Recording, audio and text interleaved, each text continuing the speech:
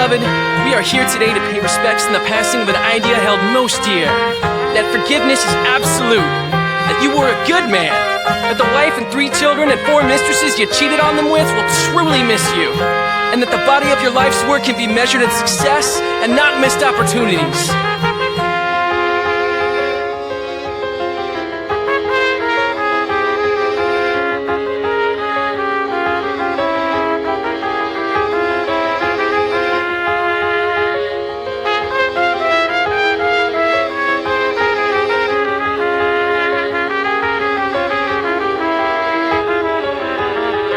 An ink will write a tragedy with players star-crossed, and you'll read about it late at night and cry yourself to sleep.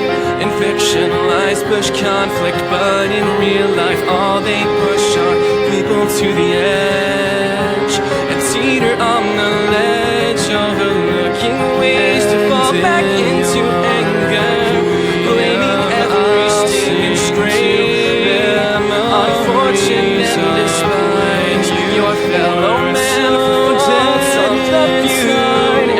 It all comes down to you in the mythic realms, grandiose plans for all of us to discuss. When all the weather's crashing down on you, twisting the little sing your tune, past transgressions, and makes me sure